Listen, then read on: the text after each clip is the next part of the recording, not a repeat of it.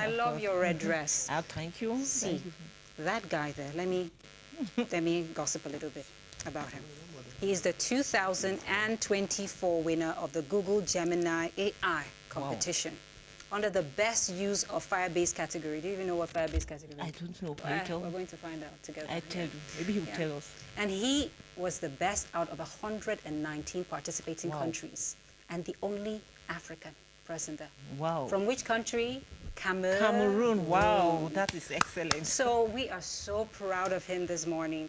And just to watch young people excel with what they know out of the country, we can celebrate them in the country and push for more opportunities to be given to young ones like this. Of right? course. His name is Muluh Godson. Welcome. Wow. Welcome, Godson. How are you doing, Godson? I'm doing good. How are you?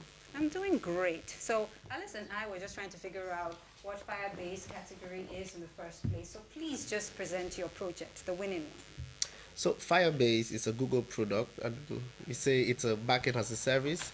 And so when you have websites, you can have the database, you have the web server and things like that. And so Google tries to make when you build projects, Google wants you to be able to do it faster. And so Firebase is a product that lets you focus on your product instead of infrastructure. And so you don't have to worry about servers, databases, things like that. So you just can able to build an application that can scale. And so the thing with Firebase is I build my app and it has one user, okay, fine. If someday I have 1 million users, I don't have to go and try to make the app to be able to accommodate 1 million users. It happens automatically. And so this is the thing with Firebase. And so my app Trippy is actually built on the Firebase platform. And so everything in the I'll just say the back end. It's some technical very stuff. Technical. But everything in the back end runs on Firebase. And so when Google looked at it, they were really wowed by the project, I guess, and that's what made it the winning project in that category. Okay. When they announced you as a winner, what ran through your mind? Well, when I was announced as the winner, the thing that struck to me was, okay, this is Cameroon, and Cameroon is the winning country for this project. I mean, most often people don't really see Cameroon as a country of technology. It's more like a country of football. Yes. So in Africa, especially in Africa, they don't really think of Cameroon like that big technological power. And so when Cameroon was announced as the winning country, or the project was announced as the winning country from Cameroon, I was really happy because at least people will start focusing on Cameroon because there are so many amazing tech experts here in Cameroon. There's so many amazing young people doing amazing things in technology that people don't focus on out of Cameroon. And I think right now they will start paying attention. How did you get to know about this competition? So I knew about this competition, I think, from a friend, Ida. She's an amazing young lady doing a lot of amazing things in the tech community in Bamenda. And so I think she sent it to me on WhatsApp. It was like 1 month into the competition. And so when I took a look at it, initially I didn't really think of anything to do in the competition. I wasn't motivated enough. And maybe in the final 3 weeks to the competition, 2 weeks to the competition, this idea came to mind and I said, okay, let me try something. And that's how it happens. Wait, this idea came 3 weeks to the competition. Yeah, like that's actually when I worked on it. Yes. I had some support from my friend Christabel. She's in I won't say where she is, but she did a lot of work. My junior brother Success, he did a lot of work, and so it was really a team effort. And together we were able to just build something cool, something that we loved. And eventually, I think Google saw that okay, this is actually something cool, and they awarded it. There's lots more you do, but do you have a quick question for him before you leave, Alice? I was just about to ask him. That's an interesting topic. Now, how are you going to help our young guys, the young ones around you, so they can benefit from that effort and that interesting project? So right now, Thanks, Alice. the main thing that I'm focused on is how do we bring digital technology to everybody in Cameroon? Because right now, Madame Nalova of Minasec, she's really focused on digital education. But to have digital education in Cameroon, we need to build the infrastructure. Yes. And so if we say, okay, in Cameroon we have maths, French, English language as compulsory subjects, which means you have to do these subjects to get into high school. And if we are looking at a country focused on technology, we should add computer science as one of these subjects. But it's difficult to do that because in Douala we have electricity, internet. You go to the villages, they don't have electricity. Without electricity, you cannot have computer labs. Without computer labs, what are we really doing? And so my project is really focused on how do we get technology to these places without electricity, and by then we start thinking about sustainability. The one good thing we have in Cameroon is we have abundant sunlight in Cameroon. And when you hear abundant sunlight, that's abundant energy. And so we're trying to think about how can we use solar energy to set up digital infrastructure, and then we can think about Raspberry Pis and all these digital devices we can build and basically deploy this in all the communities in Cameroon, so children who have never even seen electricity before can start learning how to use computer systems. They can sit in their homes and attend classes. Okay. And so this is really what I'm focused on right now. And I must tell people that you're already working on it. It's not something that you're viewing. There are projects that you do in the community to encourage education and even infrastructure. You're so young, but you already have this vision. That is amazing to see. Another thing that I'm keen on is your work in health. You're keen on that. Tell us about it. So health, I think this was like 8 years ago or 9 years ago when I first got into the university. And I think at that time, HIV is something that I think the thing with HIV is it has bad PR. And so people tend to think of HIV like it is this demonic thing. I think there was really a lot of bad PR around HIV. That is why the stigma is so much. I mean, you can cough here and transmit it and people will not care because cough has good PR. HIV had really bad PR. And so there's a lot of stigma. So when I got into the university, the thing that I wanted to do was to do a mass campaign. And so I got together my friends, I think it was Carlson, Joseph, God willed, all my friends, and said, let's do this thing. And so we started a project, HIV Eradication Program, HAP. And so we did lots of flyers, photo shoots, and we targeted university areas and went and just did a mass campaign, invited health experts to come and do free testing and all of these things.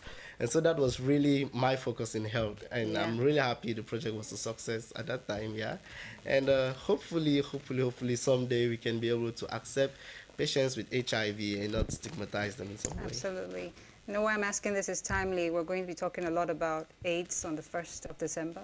And to see that young people about 8 years ago, you're already thinking about fighting stigma, something that still exists today. Hopefully, many more people in the community will come up with initiatives so we can all live peacefully and HIV will have good PR, like you say.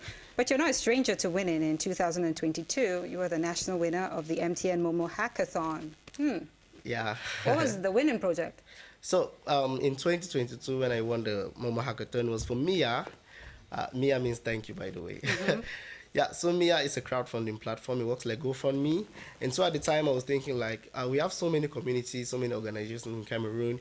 And the way we do fundraising is probably like the way the church does it. Most churches is on Sunday, we have our Christians, you put your money in the basket and things. I'm like, okay, but this is very limited to just your geography, the people there. And so what if we had some platform that, somebody in Marua who grew up in his village and wants to support the project there, he should just go online and be able to do this. And so this was the idea of the project. I think at the time MTN, they liked the idea and they selected as the winning project. And using this platform, we were able to crowdfund and get some money to build a computer lab, so a fully structured computer lab in GBHS Mordecai. And I think this is really just the wonderful use of technology to solve community problems. We had a guy who he was like he's bedridden in the hospital, and someone on Twitter or X came and created this fundraising, and in a week they had raised 500,000 francs. I was like, at this time I didn't even know this platform was used by others, and I just went someday, I saw there was something buzzing on Twitter. When I checked on the platform, I saw these guys had raised 500,000. I was like, okay, there's actually potential in this, and the platform is still online. It's actually free to use. I think there's some transaction fees because the people that help us collect this money, they have to make money. And so, but apart from that, the platform is free to use. The platform is always online. Anybody can use it. I don't charge for it. It's more of like my own support to organizations and the community. That's Mia Academy. No, that's not Mia Academy. It's just mia.cm. Mia.cm. Yeah. All right, so people can know exactly where to go to. Yeah. Okay, that said, see, I'm having Godson here. I know that you have lost close people in your life. It's in line with the last question I'm going to be asking you, well, second to last. The second to the last is, how did this loss motivate you to do even more? And just a quick word on who you lost, because I know it's very important to you. Yeah, sorry. So last year I lost my dad and my grandmom the same week. And it was a really devastating period because my dad was someone who, he's the real Cameroonian dream. Like, he was born in extreme poverty.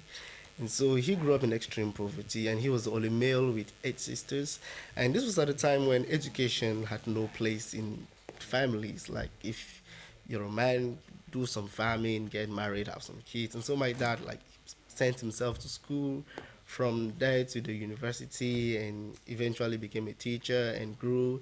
And, well, before he passed, he was the divisional delegate of secondary education in Boyo. And so this is really important for me because he is the one who taught me how to turn on the computer. That, like, how I learned to turn on the computer was my dad, and he said, do this, do this. And he was really passionate about community service and education, and a lot of the things I do today is actually from him and his leadership. I think I really miss him. I hope he's seeing the legacy. I really he's wanted you kept. to say this because it's important. Who you are today is because of the seeds he planted. Yeah, So yeah. honor to whom deserves it. Thank you. Ladies, quick response. What's one thing someone elderly told you that has carved your life? That's our question of the day. Be yourself. Be yourself. Don't try to be other people because you are different and you remain different. And it's beautiful to be different. What about you? I think I've once been told to always love, to be simple, to share, and to belong. And to belong in the community. To belong in the community. That's very, very important. Thank you so much for watching Cameroon Feeling. I know you sent your messages, and we thank you so much for sharing your word with us. What are you going to do with that $50,000 you won? Just checking. Yeah, I think I'll take you to Dubai. You will take me to Dubai? Ladies, you host next week, okay? I'm going to Dubai. Thank you so much, Godson. All the best. Yeah, we're going to have a great weekend, so please stay with us through the programs on CRTV. See you on Tuesday, which will be December, by the way. Cheers.